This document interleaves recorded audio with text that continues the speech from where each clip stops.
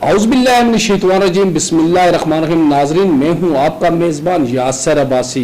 आज हम जिस मौजू पर बात करेंगे, हमारे साथ मौजूद है मुस्लिम लीग नून के सीनियर रहनुमा अबैद अब्बासी साहब। अबैद अब्बासी वो नौजवान है जिन्होंने सियासत में अपना अहम किरदार अदा किया।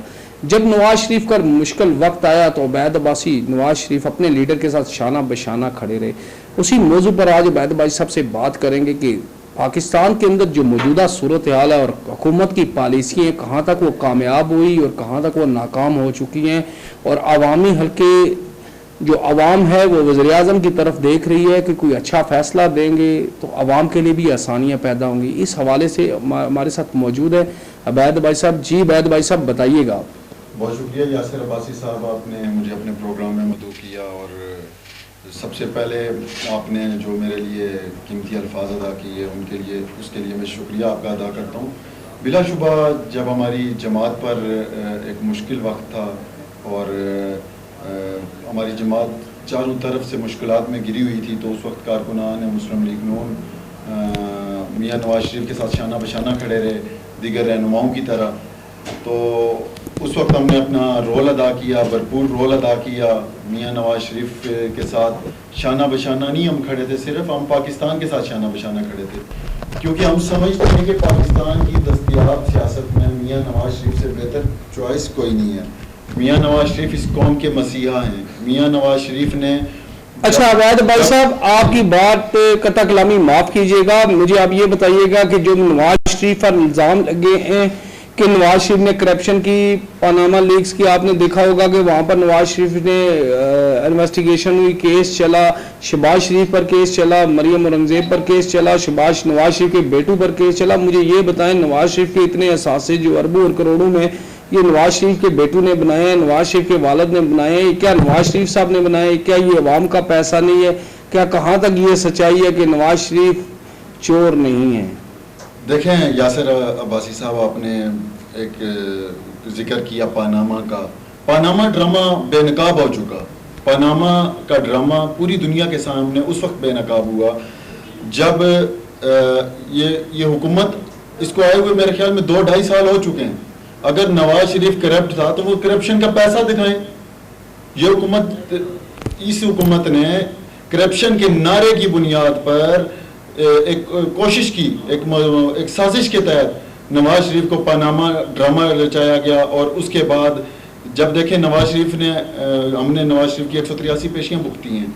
मेरे कायद पर इस्तगासा एक पाई की करप्शन साबित करने में नाकाम रहा। अबैद भाई साहब, हम आपको देखते रहे हैं कि आप नवाज शरीफ की हर पेशी पर यासिर भाई बात ये है कि मतलब साथ उनके खड़े रहे हैं। जी बताएं आप। यासिर भाई, बात ये है कि नवाज शरीफ के खिलाफ फैसला देने वाला जज आज कहाँ खड़ा है? मेरा पहला सवाल आपसे ये है।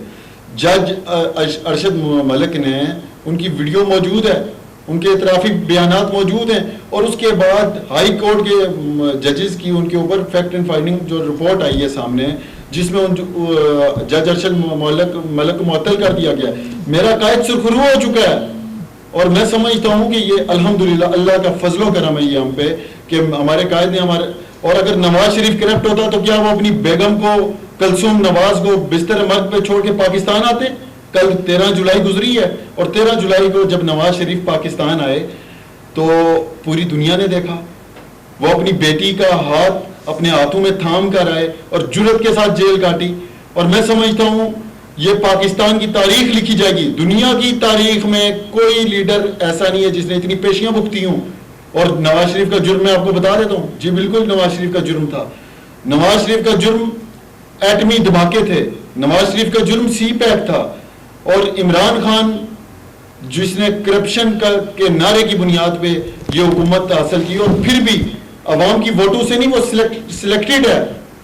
और आज जज अरशद मलिक के जो वीडियो, इतराफी वीडियो और उसके बाद हाई कोर्ट के फैसले के बाद मैं समझता हूँ नवाज शरीफ को फौरी तौर पे तमाम केसेस से बरी करना चाहिए। और आज हमारा सर फखर से बुलंद है। अच्छा अबैद भाई साहब, ये बताइएगा, आपका मुस्लिम लीग नून से काफ़ी अरसे से वाबस्तगी आपके पूरे ख़ानदान की, आपने मुस्लिम लीग नून के लिए बड़ी कुर्बानियाँ दी हैं, बड़ी जद्दोजहद की है और बहुत कम उम्र में आपने ये मकाम हासिल किया है। एक तो आप स्टूडेंट्स के भी पूरे पंजाब के सरबराह हैं और दूसरा मुस्लिम लीग नून के रहनुमा भी हैं और आपकी इन काविश को हम खराज तहसीन पेश करते हैं। लेकिन जहाँ तक नवाज शरीफ साहब और शहबाज शरीफ साहब की बात है, एक तरफ तो हुकूमत नवाज शरीफ और शहबाज शरीफ को चोट डकले कर रही है, लेकिन दूसरी तरफ नवाज शरीफ और शहबाज शरीफ हुकूमत के मतलब अपने तहफ़्ज़ात के लिए क्यों नहीं सर उठाकर बात कर रहे हैं, आंखों में आंखें डालकर क्यों नहीं बात कर रहे हैं। अगर वो करप्ट नहीं है तो उनको पाकिस्तान आना चाहिए। कोरोना की इतनी बड़ी वबा हुई है, नवाज शरीफ का ना ही कोई ट्विटर सामने आया है, ना ही नवाज शरीफ साहब का कोई बयान सामने आया है, बल्कि आप लंदन में बैठे हुए हैं और आपने तमाम तरह हमने देखा कि जो ईदें वगैरह की हैं कुर्बानी की, वो लंदन करते रहे, इलाज करवाने के लिए लंदन जाते रहे। क्या ये नहीं यहाँ से लगता कि हमारे पाकिस्तान में अगर जदीद टेक्नोलॉजी यहाँ पर साफ की जाती, यहाँ पर अस्पताल अच्छे बनाए जाते तो हमें लंदन न जाना पड़ता।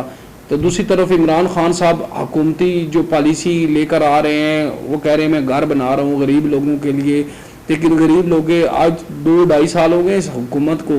ये हुकूमत सिर्फ अभी तक बातों पर ही काम कर रही है, अभी अमली काम सामने नहीं आ सका। तो नवाज शरीफ साहब को चाहिए कि वो आए मैदान में और आकर इनसे आंखों में आंखें डालकर बात करें और अपने तहफ़्ज़ात, अगर वो बेगुनाह है या बेकसूर है तो वो एहतजाज करें ना। एहतजाज तो हर शहरी का हक है, हर सियासतदान का हक है कि वो पार्लियामेंट के सामने बैठकर एहतजाज करे अपने तहफ़्ज़ात की। लेकिन नवाज शरीफ साहब एहतजाज क्यों नहीं कर रहे हैं, क्यों नहीं बोल रहे हैं? मेरे भाई, जब मियाँ नवाज शरीफ की बेगम कुलसूम नवाज बीमार थी तो उस पर हमारे मुखालफिन ने कहा कि ये ड्रामा है और बहुत सी चीज़ें कही। मैं खुद 22 दिन कुलसूम नवाज की इलेक्शन कैंपेन मैंने लाहौर में जाके की, तो उधर भी मुखालफिन इसी तरह के बॉन्ड इल्ज़ाम लगा रहे थे।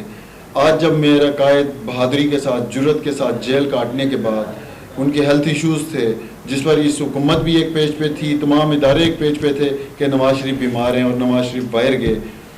और बैर साहब, मेरा आपसे ये सवाल था कि अगर यहाँ पर कोई अस्पताल अच्छे बनते, जदीद टेक्नोलॉजी उनके पास होती तो बाहर हमें ना जाना पड़ता। क्या वजह है कि यहाँ पर हमारे पास अस्पताल नहीं है, हमारे पास इलाज करवाने के लिए कोई मतलब महालत यहाँ पर मौजूद नहीं है? इस बारे में आप मुझे बताएं। मैं उसी तरफ आ रहा हूँ जनाब।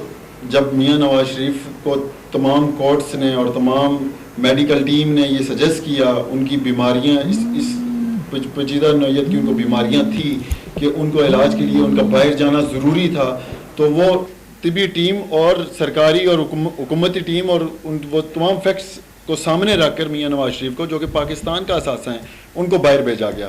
और मियाँ नवाज शरीफ पाकिस्तान से के साथ मोहब्बत करता है।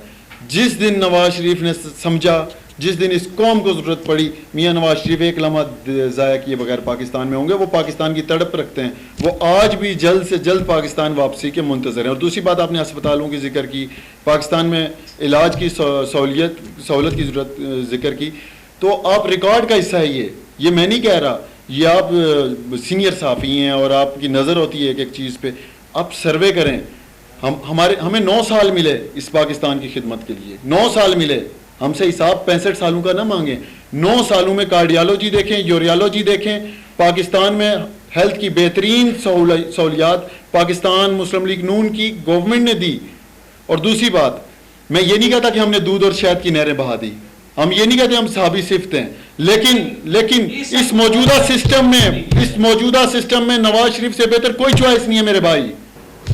अच्छा अवैध भाई साहब, मुझे ये बताइएगा कि इमरान खान साहब की पॉलिसियों से आप कितना खुश हैं कि उन्होंने हुकूमत में 2.5 साल से ज़्यादा अरसा हो गया इस हुकूमत को, और हुकूमत ने कहा था जब आए थे ना तो हम कर्जा लेंगे ना ही हम किसी मुल्क से भीख मांगेंगे, यहाँ पर नौकरी होंगी, बाहर से लोग आएंगे पाकिस्तान में नौकरियाँ करेंगे, मतलब ये बातें थी। और रियासत मदीना के मतलब दावा किया। आज आप देखें बनीगाला के अंदर, बनीगाला के करीब तरीन वहाँ पर गरीब लोगों की ज़मीनों पर कब्जे किए जा रहे हैं, और रात के ही गोलियाँ इस तरह गूंजती हैं कि लोग डर के मारे घरों से बाहर नहीं निकलते हैं। फार्म हाउस पर शराबें पी जाती हैं, वहाँ पर नाच गाने होते हैं। क्या ये रियासत मदीना है? इसे कह सकते हैं हम रियासत मदीना? मेरे भाई, आपने अपने इस अल्फाज से जितने जो है ना, ये सारी खुलासा तहरीर कर दी है इन तमाम चीज़ों का। मौजूदा हुकूमत पाकिस्तान की करप्ट तरीन हुकूमत है, ये साबित हो चुका है। हुकूमत की अपनी रिपोर्टें साबित करती हैं। जिन जहाज़ों पे मोहतरम इमरान खान सफ़र किया करते थे, वो करप्शन के पैसे से वो सफ़र किया करते थे। आज उसका एहतसाब कौन करेगा? पाकिस्तान में आटा चोर, चीनी चोर, ये हुकूमत है। आप देखिए और दूसरी बात, सब्सिडी की बात कीजिए तो जंगीर तरीन वाला मामला, मेरी बात सुने, जंगीर तरीन वाला मामला, वो रिपोर्ट शाया हुई, सारी दुनिया ने देखी जी, जंगीर तरीन को सजा मिलेगी, लेकिन अभी तक कोई ऐसी चीज सामने नहीं आ सकी, बल्कि जंगीर तरीन तो बैरून मुल्क के सैर तफरीह में लगे हुए हैं। तो रियासत मदीना का जो मेन मकसद होता है चोर का हाथ काटना, जिसने चोरी की उसका हाथ काटा जाए, इसे कहते हैं रियासत मदीना। इसके बारे में अवैध भाई साहब आप क्या कहते हैं? देखें, रियासत मदीना, जिस रियासत मदीना का ये जिक्र करते हैं, तो अफसोस के साथ मुझे बहुत अफसोस होता है, ये हुकूमत, ये तो पाकिस्तान में जिस तरह का फाशी को आम किया जा रहा है पाकिस्तान में, हमारे निसाब से, हमारे तालीमी अज़ुसलम के नामूस पर हमला किया जा रहा है। तो मैं ये समझता हूँ ये रियासत मदीना के नाम पर ये तो एक भरपूर साजिश का हिस्सा है। हकीम सईद ने अपनी किताब में जिन चीज़ों का जिक्र किया था आज वो सामने है। आज पाकिस्तान के अवाम जोलियां भर के इन्हें बद्दुआएं दे रहे हैं। वो पिंडी का शेख रशीद जो बातें किया करता था गरीब आदमी की, अबाद भाई साहब, शेख रशीद से मुझे एक बात चाहिए। शेख साहब ने एक तरफ बड़े दावे किए थे, नमूस रसालत पर मैं कट मरूंगा, मैं अपनी जान दूंगा, आसिया मलूम को इन्होंने बाहर भेज दिया, इन्हीं की हुकूमत में वो गई है। मुमताज़ कादरी, गाजी मुमताज़ कादरी ने अपनी शहादत का नजराना पेश किया, वहाँ पर मीडिया को रोका गया कि भाई आप इनकी कवरेज ना करें। मतलब एक तरफ ये मामलात हैं कि एक गुस्ताख को आप बाहर भेज रहे हैं, और जिसने गुस्ताख को मारा, अपनी जान मतलब शहादत का रुतबा हासिल किया, उसको आप क्या कह रहे हैं? ये हुकूमत कौन सी सीमत पर जा रही है? देखें, बात यह है कि जहाँ पे मेरे नबी पाक जो कि खातुमुन नबीयीन है, हज़रत मोहम्मद सल्लल्लाहु अलैहि वसल्लम, हमारा ये ईमान है, हमारा ख़त्म नबूवत पे ईमान है, और मैं समझता हूँ इसके खिलाफ जो साजिशें की जा रही हैं हम उससे आगाह हैं, और हमें उम्मत मुसलमान को इस पे भाई साहब, आपको ये नहीं लगता है, आपको ये नहीं लगता कि इस हुकूमत में, हुकूमत जब से बरसरे इक़्तिदार आई है, इन साजिशों में इजाफा हो रहा है? भाई साहब, आपको ये नहीं लगता वो लाबियां जो देखें, अभी एक इन्होंने कादियानियों के मामले में जो किया, इस हुकूमत ने किया, कैबिनेट में के मिनट्स होते हैं और उसमें जो चीजें सामने आई, तो ये मैं समझता हूँ ये कुछ छोटी चीजें। भाई साहब, ये बात आपको करनी चाहिए, लेकिन आपको पता होगा कि नवाज शरीफ के दौर में भी कादियानियत के अफीसर 18वें 17वें ग्रेड में तैनात थे। मैं समझता हूँ हर हुकूमत में कादियानी अफीसर जर्नल वो तैनात हैं। हमें मनासिल को इन साजिशों का मुकाबला करना है, हमने जान अल्लाह को देनी है, किसी सियासी जमात को नहीं देनी। मेरी बात सुने यासिर भाई, यहाँ पे मैं बात कंप्लीट करता हूँ। कादियानियों का जो मसला है, ख़त्म नबूवत का जो मसला है, तमाम पॉलिटिकल पार्टीज के जो लोग हैं, और मैं बिल्कुल उम्मत मुसलमान जो दर्द दिल रखते हैं और जो इस्लाम के साथ प्यार करते हैं, रसूलुल्लाह की नामूस के साथ, हर मुसलमान, मैं समझता हूँ इसमें कोई दो राय नहीं है, लेकिन हम सबको अब आवाज़ उठानी होगी, हम सबको जदोजहद करनी होगी। ये नहीं लगता है आपको ये नहीं लगता है कि मोदी मुसलमानों का एक सख्त तरीन दुश्मन है, सख्त तरीन दुश्मन है, कलमा गोल हुआ मुसलमानों का वो सख्त दुश्मन है। कश्मीर में वो कितने जुल्म कर रहा है मुसलमानों पर, जहाँ मकबूजा कश्मीर में मुसलमान रहते हैं, इंडिया के अंदर जो मुसलमान रहते हैं उन पर कितनी जुल्म और बर्बरियत का वो शिकार हैं। तो एक तरफ नवाज शरीफ साहब जब वो दौरे अफगानिस्तान गए, तो दिन को खाना नवाज शरीफ साहब के घर में खाते हैं और इतना बड़ा इस्तकबाल नवाज शरीफ करते हैं, इसको क्या नाम दिया जाएगा? देखिए, मैं पहली बात, जहाँ तक मोदी का ताल्लुक है, मोदी और हिंदुस्तान के लिए सबसे बड़ा दुश्मन मोदी काफ़ी है। हिंदुस्तान के लिए मोदी के होते हुए हिंदुस्तान के दुश्मन की जरूरत ही नहीं है। आज देखें मेरी बात, मैं आपसे एक सवाल किया, उसका मुझे इशारा जवाब दें कि एक आदमी अफगानिस्तान के दौरे पर जा रहा है और वापस आते हुए वो मियाँ साहब के ठहरता है, मियाँ साहब उसका जाराना इस्तकबाल करते हैं, वो मुसलमानों का दुश्मन है, मुसलमानों का दौर में कर रहा है, वो क्या ढूंढ रहा है? 1 बजे 2 बजे नवाज शरीफ साहब के घर क्या इनके कारोबारी को तल्लुकात थे? मियाँ नवाज शरीफ के दौर में मैं एक बात मैं बिल्कुल वाजे करना चाहता हूँ, चाहे वाजपेयी हो या चाहे मोदी हो, सर के बल चल के पाकिस्तान आया करते थे। इनकी जुर्रत नहीं थी। आज हिंदुस्तान को कैसे, उस मोदी को कैसे जुर्रत हुई कि वो कश्मीर में कश्मीरियों के हकूक को गस्ब करे? लॉकडाउन उसकी मोदी की जुर्रत कैसे हुई? जहां पे आज चाइना, आप देख रहे हैं, लातू से मार रहा है, मुक्कू से मार रहा है इंडिया को। आप लद्दाख में देखें, वहाँ चाइनीज आर्मी और इंडियन आर्मी आमने सामने है। वहाँ पर चाइनीज वालों ने इंडियन आर्मी में नाक में दम किया हुआ है। रोज़ाना इंडियन आर्मी के बहुत सारे फौजी वहाँ पर मारे जा रहे हैं। तो वहाँ पर इंडिया सिलेंडर होते हुए नज़र आ रहा है और इंडिया बार बार चाइना को सुलह के लिए अपील कर रहा है कि हमारे साथ बैठें, बैठ के टेबल टॉक करें। वहाँ पर अमेरिका, इंडिया का एक वज़ीर ख़ारजा है, वो भी गया है, जाकर उसने चाइनीज़ मशीर के साथ उसकी बात हुई है। उस पर उसने कहा कि हम बैठ कर टेबल टॉक करें, लेकिन चाइनीज़ इस चीज़ को नहीं मान रहे हैं। देखें, वो कौम है, जब कौम बन के लड़ा जाता है ना, तो चाइनीज़ ने साबित किया है। उन्हें गोली चलाने की ज़रूरत नहीं पड़ी, उन्होंने लाते मारी, इंडिया को मुक्के मारे, हिंदुस्तान की जुर्रत नहीं हुई।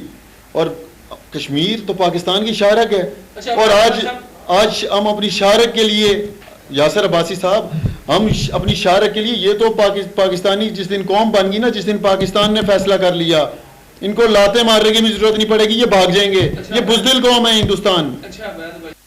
बताइएगा कि पाकिस्तान के अंदर जो मौजूदा हालात जा रहे हैं, लोगों के पास डिग्री हैं, स्टूडेंट अपनी डिग्रियां क्लियर करके जब वो बाहर आते हैं उनको नौकरियां नहीं मिल रही हैं, दफ्तरों के धक्के खा रहे हैं। मतलब एक सफ़ेदपोश आदमी का जीना माल हो चुका है। 3, 4, 5 माह तो कोरोना रहा है। कोरोना की वजह से लोग काफ़ी सारे मुतासर हुए हैं, लोगों के मामलात ख़राब हो चुके हैं। बिज़नेस एक नाकामी की तरफ जा रहा है और माशियत तबाही के दहाने तक पहुँच रही है। तो क्या आपको लगता है कि मौजूदा हुकूमत को यहाँ पर कौन सी पॉलिसी इख्तियार करनी चाहिए ताकि तमाम मामलात ठीक हो सके मुल्क के? देखें, जब से ये हुकूमत आई है, इसने मैशियत का बेड़ा गर्क कर दिया। आज आप GDP देख लें, आज पाकिस्तान के ज़र मुबादला के ज़खायर देख लें। आज पाकिस्तान का नौजवान हाथ में डिग्रियाँ उठाए, इस हुकूमत ने वादे किए थे, मैं इतनी नौकरियाँ दूंगा, इतने घर बना दूंगा। किधर है इमरान खान? दे नौकरियाँ। आज 2.5 साल हो गए और इनसे सवाल करो तो ये कहते हैं नवाज शरीफ करप्ट है। और मैं आखिरी बात करूंगा, हुकूमत के पास कोई पॉलिसी नहीं है, इनके पास टीम नहीं है। इस मुल्क के मुस्तकबिल और इस मुल्क के लिए नवाज शरीफ का इक़्तिदार में आना जरूरी है। लेकिन मौजूदा हुकूमत नाकाम होते हुए नजर आ रही है। नाकाम होते हुए नजर नहीं आ रही मेरे भाई, नाकाम हो चुकी है। नजर आना तो बहुत दूर की बात है। आज आप अपने दिल के ऊपर हाथ रख के बताएं, क्या आप इस हुकूमत की कारकर्दगी से खुश हैं? कोई PTI का एक कारकुन मुझे बता दे जो कहे, हम ये नहीं कहते हमने दूध और शहद की नहरें पाई थी, लेकिन। बहुत शुक्रिया नाज़रीन, हमारे साथ मौजूद थे मुस्लिम लीग नून के सीनियर रहनुमा अबैद अब्बासी साहब, और बड़ी दिलचस्प बातें हुई मौजूदा जो हुकूमती सूरत हाल है। इंशाअल्लाह दोबारा हम कल इसी जगह जुर्म के पीछे प्रोग्राम में दोबारा हम आपकी खिदमत में हाजिर होंगे। कल तक के लिए इजाज़त दीजिएगा। अल्लाह हाफ़िज़।